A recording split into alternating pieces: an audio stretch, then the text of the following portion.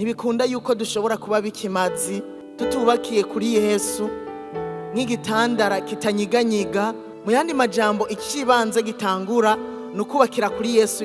Urumva ko ijambo ryatubwiye ko twaremewe muri Kristo Yesu. Rero uwo Yesu utabitahuye ngo umubemwo hanyuma umwubakireko, nivyo kunda ko ushobora kuba uwikimazi. Yesu niwe yari karavuga abwira ishengero, usomye muri Matayo igice c'indwi kuva ku 24, ariko arababwira ukuntu vyogenda kugira ngo bikunde ko wubakira kuri Yesu. Kugira wubakire kuri Yesu utegerezwa kumvira amajambo yiwe. Arababwira ngo uwumva ayo majambo yanje wese akayakora asa n'umuntu w'ubwenge yubatse inzu yiwe ku rutare.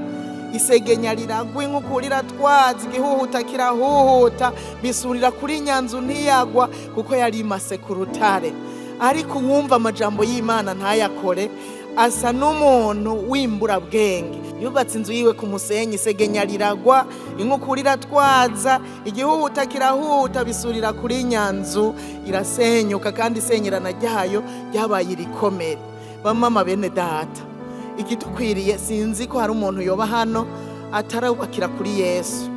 Kuba kumwubakirako sukumwubakirako ku munwa gusa. Icambere uramwakira akaba muri wewe. Amaze kuba muri wewe, ivyo ukora byose ubikora wisunze uwo Kristo. Mu yandi majambo ntacyo ukora utamugishije inama, ntacyo ukora utamubajije, umwubakirako. Uko ivyo wubatse biri inyuma ya Yesu bica bimera nk'umuntu yubakiye ku musenyi. Haji bariko baravuga ngo inkukura, ngo ibiki, ngo ibihuhusi, si ya miyaga nejo bundi muri kino gihugu cyacu nabona imiyaga yagwiriye. Oya, sijya miyaga ibibazo burya bigereranywa n'ibihuhusi, birahuhuta. Ariko burya mvuze ko ibibazo bigereranywa n'ibihuhusi ureme uvuge ngo birahuhuta bikagenda, nibigumaho. Bamama bene data, kugira tubabikimazi, muze twubakire kuri Yesu, twumvire ijambo ry'Imana. Twumvire ijambo ry'Imana, hanyuma turyumvise turishire mu ngiro.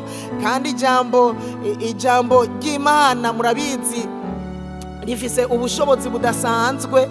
Rero nitwaryubakirako ntituzonyiganyiga na gatoya, ariko tuzoba abantu bahagaze neza.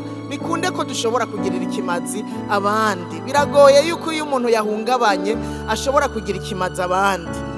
Ntibikunda, ntibishoboka.